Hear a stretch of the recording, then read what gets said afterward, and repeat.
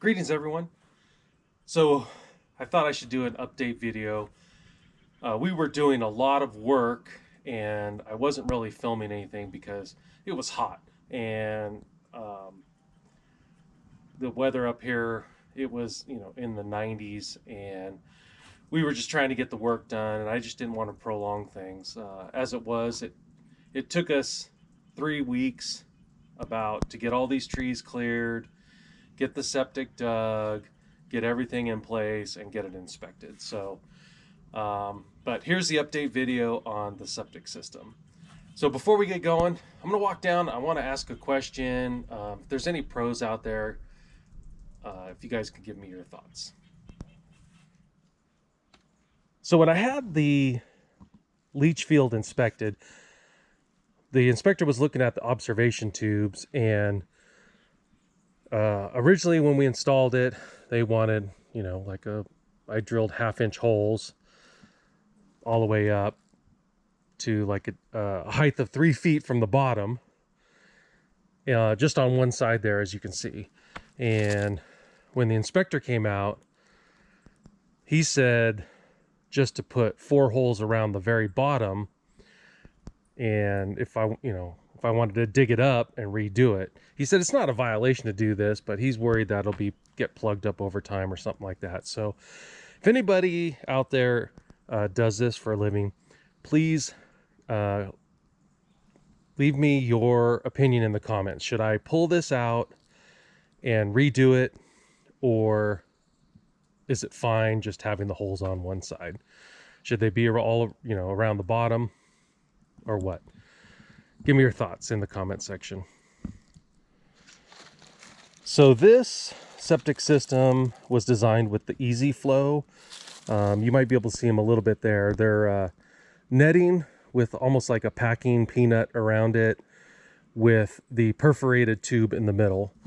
And then below that is just a big long tube of those packing peanuts. I guess they call it aggregate. So mine was designed too high. So the bottom layer is just a netting full of peanuts.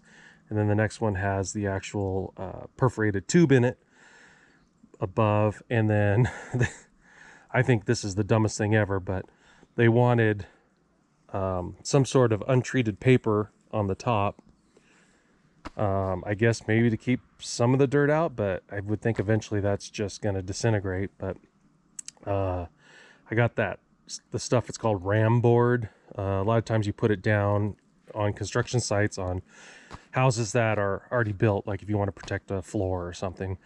So I just folded that ram board in half and then ran it on top of everything. So this bottom trench, we needed 100 feet of leach field, and the upper trench is 90 feet long. So I'll take you over and show you the distribution box. Oh, and the trench is 4 feet deep. So when the effluent, I think it's called, the liquid comes from the septic tank, it'll come down and drop into this distribution box, which has a line coming out this way to the upper leach field and a line going that way to the lower leach field. And my designer wanted the upper leach field to get the liquid first. So when I came out of this box, I went uphill just a skosh and then tapered down to the trench below. So I guess they want the upper trench to fill up first, and then as it starts to fill up, then anything else will flow to the lower trench. So then we have a 1,250 gallon tank. We have the line coming in above into the first chamber for the solids. And then there's a baffle in the middle of this tank that hopefully keeps the solids out of the liquid side of the tank. And then the other requirement on the liquid side is to have a strainer on the outlet. And this is what that looks like. So it's right here.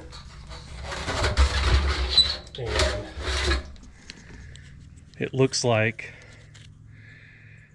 you know, it would pretty much catch any kind of solids, and those little slats will just let the liquid through. And these guys are directional, so it has an arrow showing which way it needs to be facing.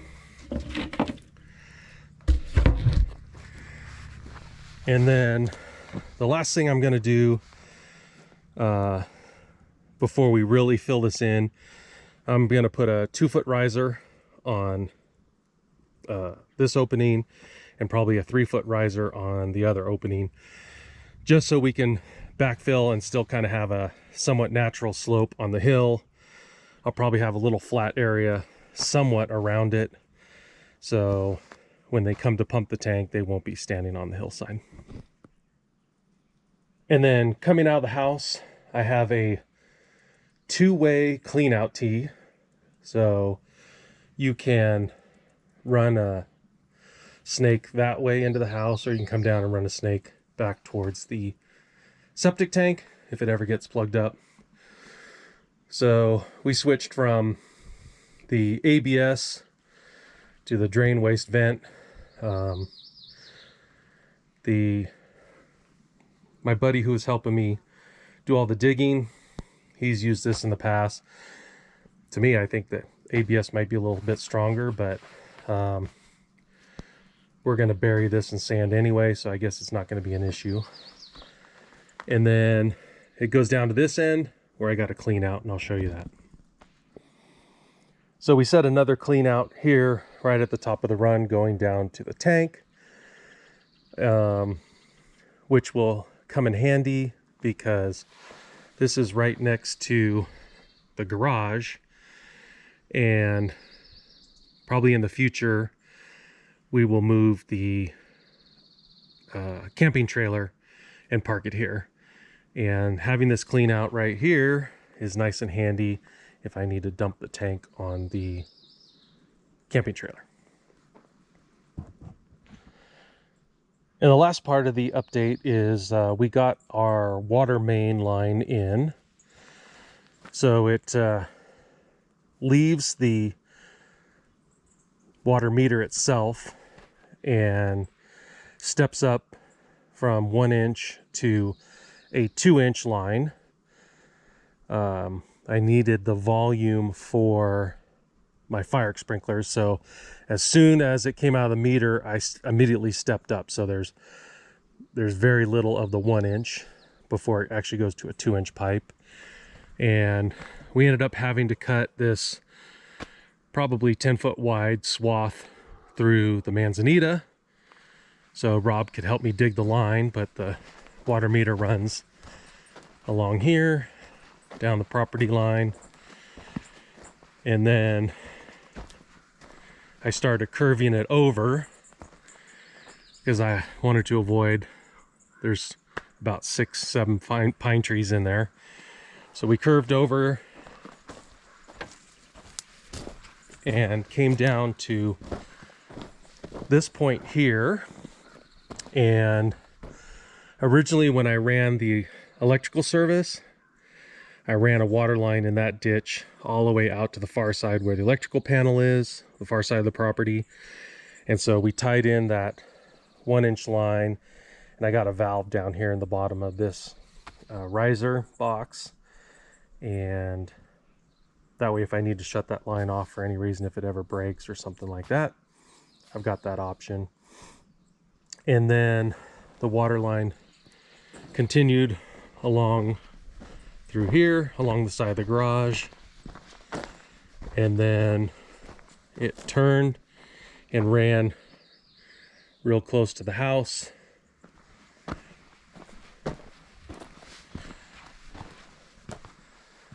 And it pops up right there behind that shovel. And you can see the blue wire. I had to put a tracer wire along with the water pipe. That's a code requirement also. And so I'm not really sure how I was going to get it up into the house, because I originally put the water pipe in the foundation and it comes up on the inside of the garage. So I may just tuck that wire up and poke it in just below the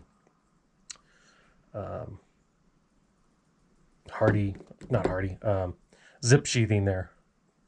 I'll slide it up under there and then tie it into the riser where it comes in the garage. And this is where the water line comes up in the garage. And right now we just had a pressure test gauge on it and a hose bib, so we could either use the water if we need it, or if I need to drain the pressure for any reason, I could do that. But eventually my fire sprinkler control box will go in here, and then I will reduce the pressure because I have to have full pressure coming from the water meter to the fire sprinklers, and then I'll reduce down and we'll go into our main water line here. So that's the update as far as what we've been doing.